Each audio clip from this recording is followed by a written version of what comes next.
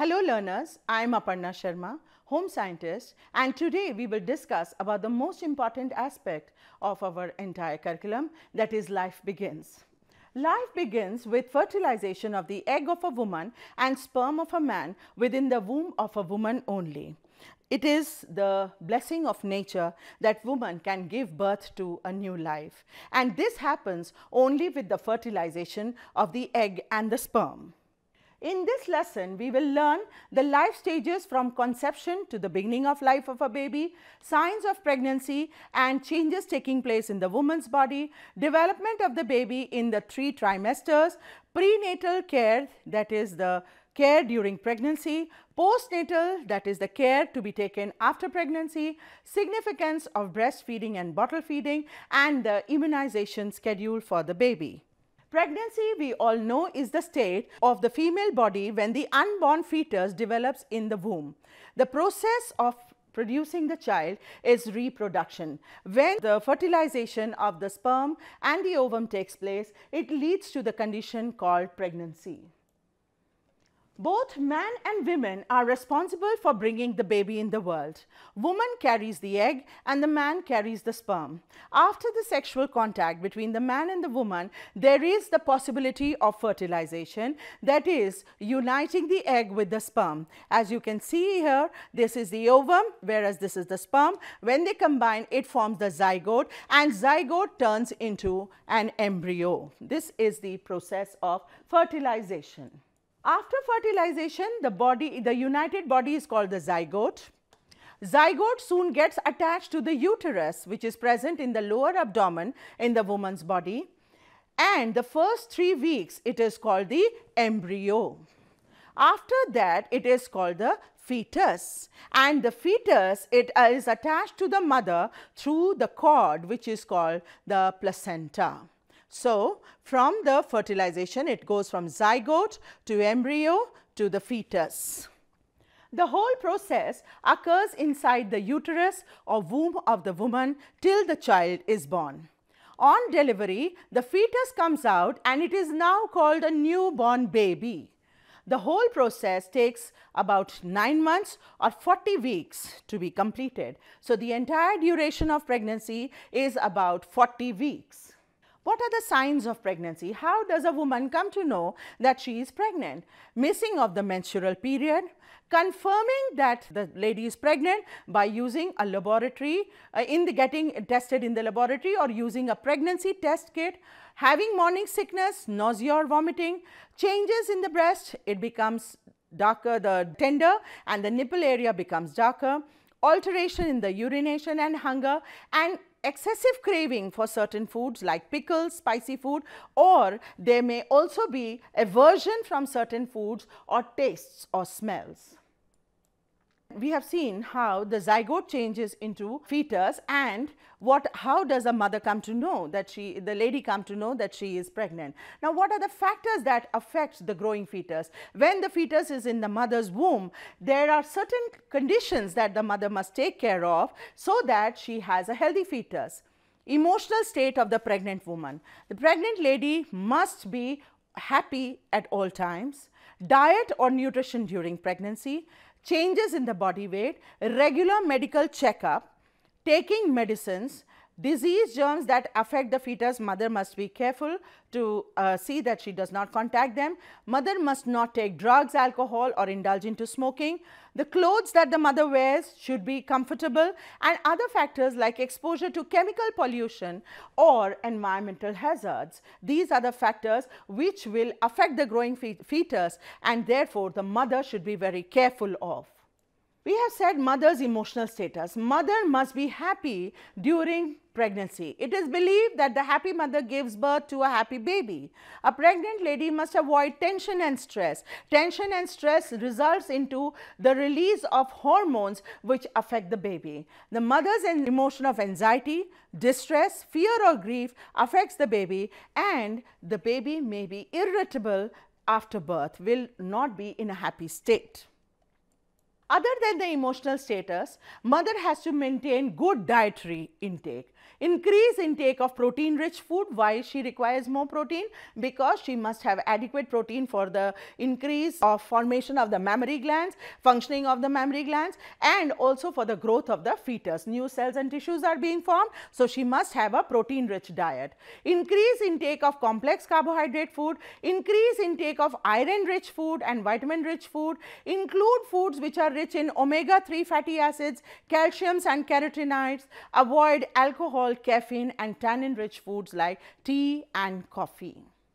She must reduce intake of salt, sugar and refined food, regularly drink 8 to 10 glasses of water, eat small size meals at a time and take food several times at regular intervals, avoid processed food and consume freshly prepared food. Why? Because processed foods contain artificial colors or preservatives, eat fresh fruits and vegetables, and they are always much healthier.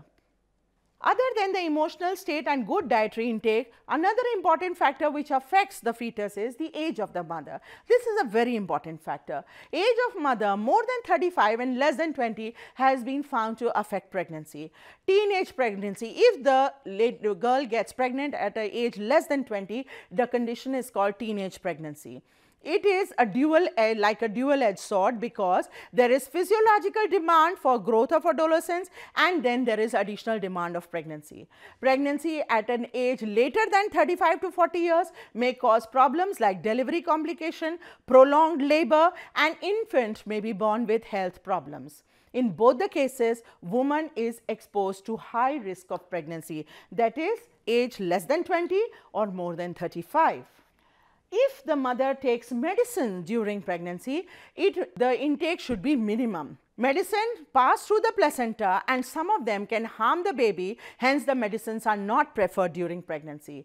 Iron tablets should be given to pregnant lady because they are not medicine, they are nutrient supplement, and tetanus injection should be given to a pregnant lady. This is to take care of the lady while pregnancy and also of the baby when it will be born. That is to take care, and this is a precautionary measure to avoid any complications during the time of partition or delivery.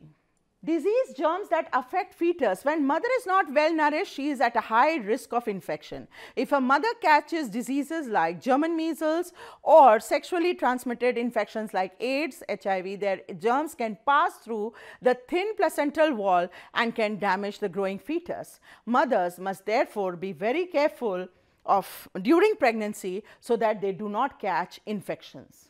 During pregnancy, if the mother uses drugs or indulges into smoking or alcohol consumption, it is very harmful because it can lead to complications in the child like low birth weight, stillbirth, neurological problem or behavioral difficulties in the child.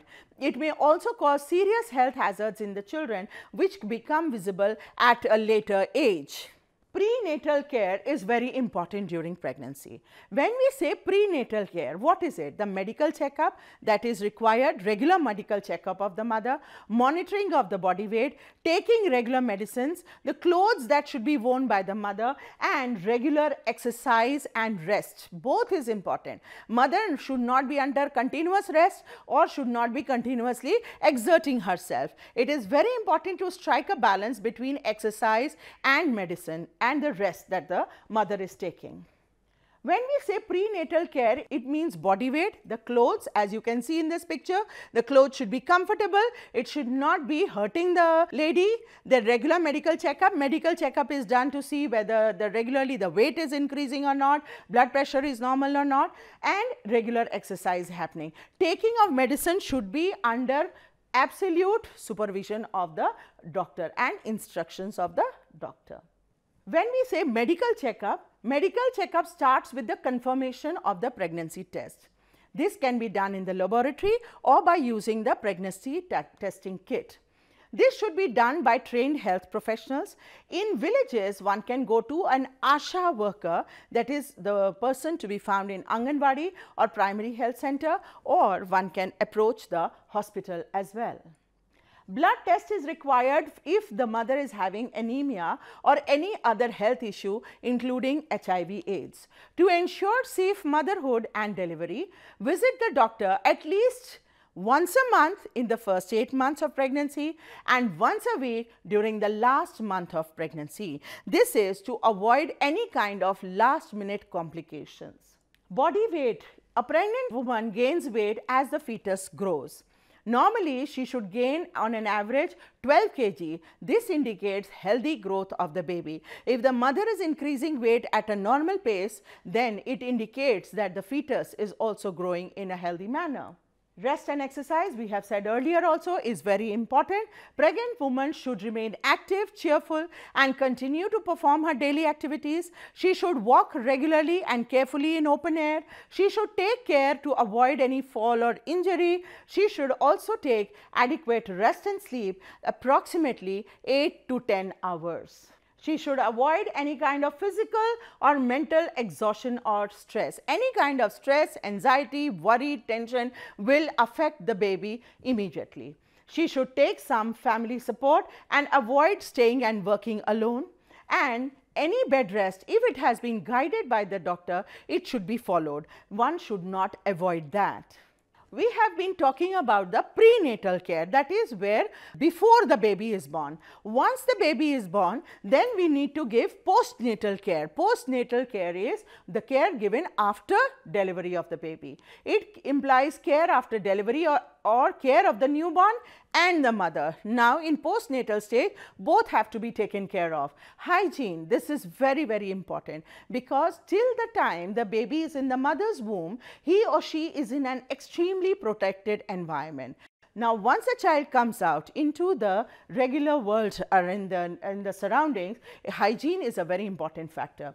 Cleaning of the newborn, cord and the delivery room, nutrition, breastfeeding and bottle feeding and the meal of the mother needs to be taken care of, and regular immunization. Immunization is very important again because these are the steps that are the prevention of certain very life-taking serious diseases. So, at regular intervals as per the instruction of the doctor, immunization of the baby is very important. When we say hygiene, it is cleaning of the newborn, care of the cord and the new mother. Just after delivery, it is necessary to clean the baby using soft wipes and warm water. Do not scrub.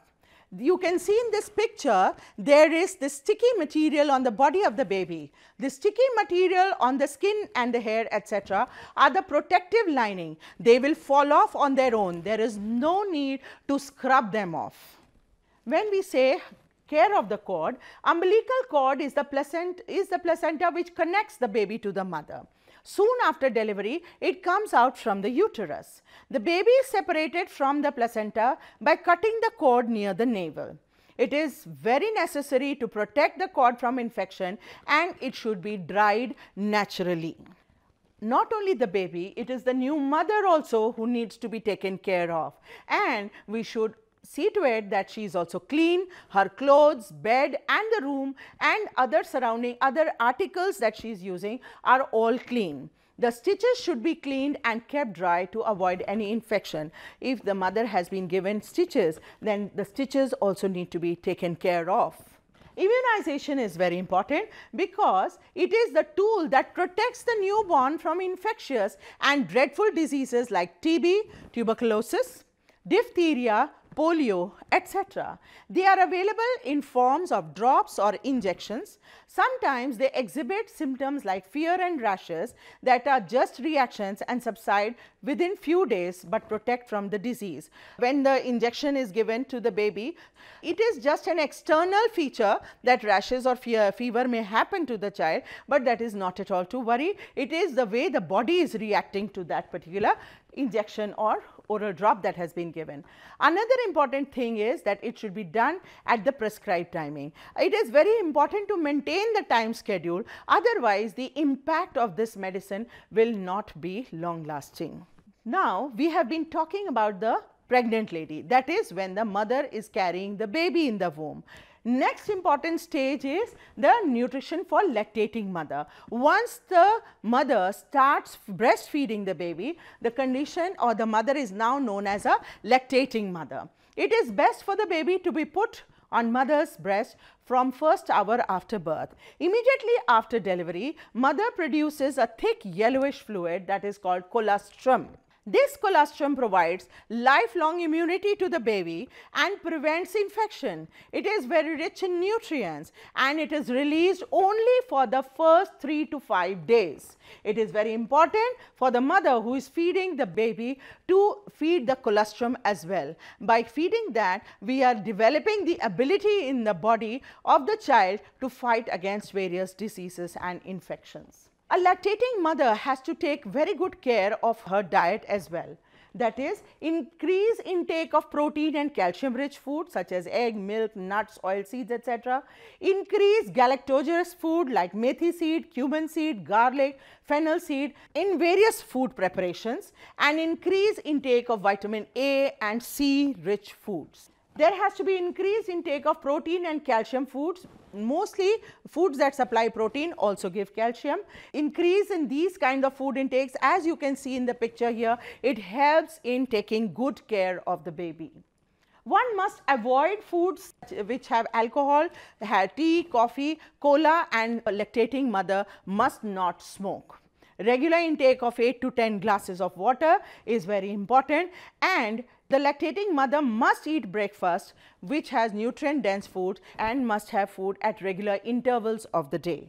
We have been talking about breastfeeding and the importance of giving mother's milk to the baby because it has several advantages. That is, it ensures adequacy of food for 4 to 6 months.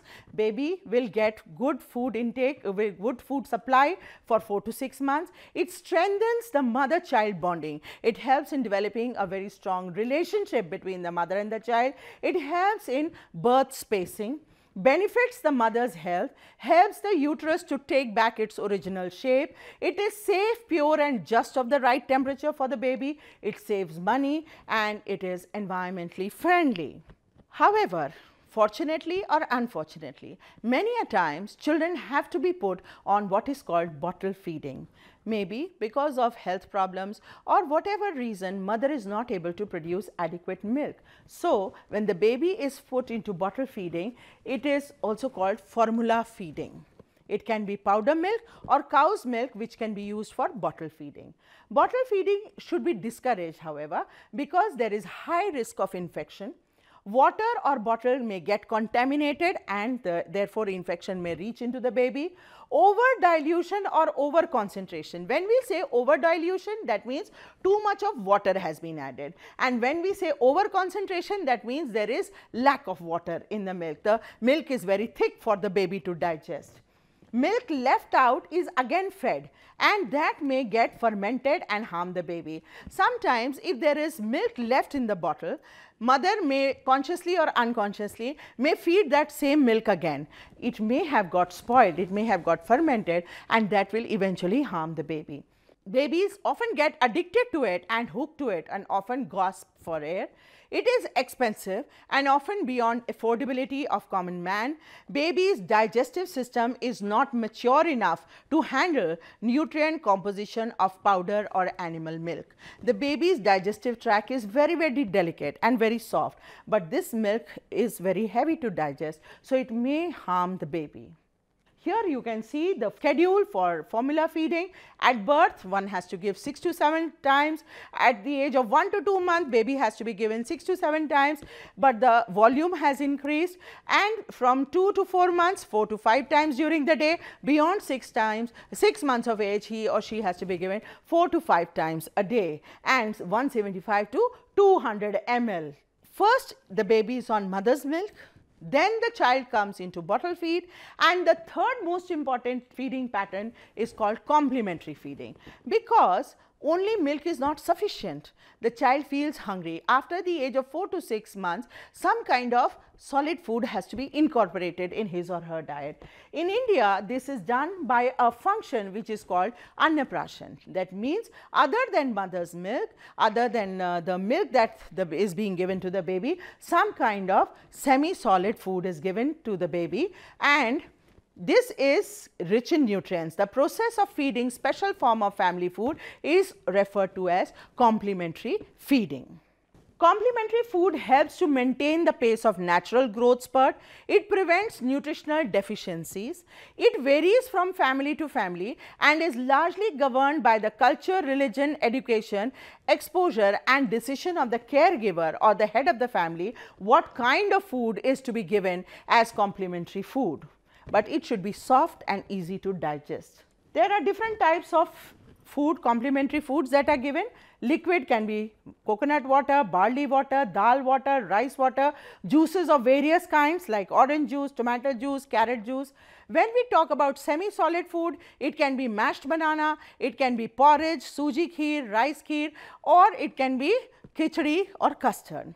When we say solid food, it is toast, biscuit, big pieces of the fruit, homemade food like soft chapatis, bread, poached fish, upma, adai, idli, khichdi, all these kinds of solid foods can be given. Now, these foods, when we give to a little baby, we have to see that once the child has been able to digest liquid food, then move on to the semi-solid food and keep giving for a continuous period of time. Once the child has adjusted to that, then only move on to a solid food. And when we are shifting into different types of food, we must be very careful that we introduce only one taste at a time. We should not introduce 2-3 types of food at the same time. Once the child, for example, if I say mashed banana, once the child has got adjusted to the taste of mashed banana, then only move on to suji kheer or rice kheer or next whichever one you want. But do not introduce 2-3 types of flavors or foods together. So, today learners, we discussed how life begins, what are the factors that are affecting the growing fetus, how we should take care of the pregnant lady, both before delivery and after delivery, what is the importance of taking good care of a lactating mother, and what is the importance of breastfeeding, and how complementary feeding is very important for enabling good growth and development of the little baby. I am sure you have had a very good learning session, learning about these facts, and you will be able to understand them better when you read in your books. Thank you. Hindustan के हर कोने में नौजवानों के पास प्रतिभा है, उन्हें अवसर चाहिए। NIOS देता रहा है युवाओं को अवसर आगे बढ़ने का। NIOS से पढ़ने वाले इन युवाओं ने किया है संस्थान को गौरवान्वित। दिव्यांगों ने बन के दिखाया है सबल और आत्मनिर्भर NIOS के साथ। आप भी जुड़िए NIOS के संग। Hello learners, this is Soumya Rajan, Academic Officer English. Learners, before you begin, let me make you travel through the entire course of secondary level English. In today's time, you need to be equipped with working English language abilities so that you can interact meaningfully with the wide world ahead. Here, in terms of your knowledge of English, it is assumed that you have learned English for 3 years, understand simple questions and instructions and directions given orally, answer questions in English in a word or phrase, read and comprehend words and phrases of high frequency, short simple sentences, write short simple sentences about yourself and your possessions, familiar with the use of some punctuation marks like capital letters and full stops, and have a vocabulary store of at least 250 words. The syllabus for the secondary course in English aims at developing certain skills in you. Number 1, listening skills. Number 2, speaking skills. 3, reading skills. 4, writing skills. And there are other communication skills including study skills, literary skills. This course also focuses on elements of language, grammar and usage and vocabulary. Coming to the course content, there are 2 books, book 1 and 2. These books have 27 lessons comprising 21 prose and 6 poetry lessons. Coming to the course objectives, listening skills. At the end of the secondary course in English, you will be able to listen to and understand short texts, listen and react to authentic material drawn from real-life listening situations. Coming to specific objectives, at different stages of the listening exercise, you will be able to get at the central idea or message and gist of the text, extract specific information from various parts of the text, follow the sequence of events in a narrative material, draw inferences, predict future actions, enjoy poems, anecdotes, and jokes. You'll also be able to appreciate the use of descriptive words and expressions. At different stages of the listening exercise, you'll be able to follow simple instructions for filling up forms, applications, etc. You'll also be able to extract specific information from simple dialogues. You'll be able to follow simple directions on route maps, take dictation from texts, read aloud at slower than normal speed.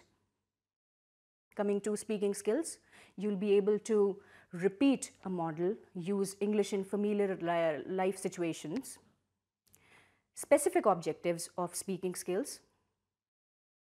In terms of language functions, you'll be able to greet appropriately in specific situations, take leave, introduce yourself and others, give simple instructions, directions, conduct interview, describe people, his family, places, objects, ask for and give information, etc. Under interaction skills, you'll be able to initiate a conversation and also include to take turns and develop and wind up a conversation. Coming to the portion called elements of language, you'll be able to develop intelligible pronunciation, acquire working knowledge of various elements of English grammar, and use in lifelike situations. You'll be able to use simple past forms, present forms, imperatives, and frame interrogative sentences. Coming to your reading skills, you'll be able to use reading as a tool for learning, give evidence of having mastered desirable habits of silent reading. You'll be able to understand relations between parts of a text through basic lexical and grammatical cohesion devices, and recognize discourse markers commonly used in written registers. Coming to your writing skills, learners, you will be able to write neatly and legibly, use spacing, capitalization, and basic marks of punctuation like the full stop, question mark, and comma, spell familiar, frequent use words, use basic grammatical structures and appropriate vocabulary, use basic reference words like pronoun and linkers, organize a text coherently, supply personal information on simple forms, write short formal letters, personal letters, short messages, etc. Coming to your study skills, you'll be able to use a learner's dictionary to find the meaning, usage, and spelling of many words, skim a text to obtain its overall idea. You'll be able to scan a text to locate specifically required information. You will also be able to transform information contained in short, simple, verbal descriptions, make notes, and summarize. Coming to your literary skills, at the end of this course, you'll be able to appreciate and enjoy a piece of literature and the creative use of language. You'll be able to identify the literary form, and you'll be able to trace the development of events, plots, and themes. Compare and contrast characters and talk about them. Appreciate and imbibe life skills such as kindness, courage, honesty, etc. by a change in attitude and develop a humane personality. Coming to the elements of language, it comprises grammar and usage and vocabulary. Coming to grammar and usage, parts of a sentence, types of sentences, subject-verb concord, the noun phrase, tense, non-finites, the modals, clauses, reported speech. Coming to language functions, greetings and taking leaves, introduction, supplying information, seeking information, describing, narrating stories, reporting events, giving instructions, requests, taking messages, apologizing, expressing regret and thanking, following instructions, complaining, and the like of these will come under this. So, this is all about your course, learners, and I hope you'll be able to study this English course with all the perseverance and time management. All the best. Thank you.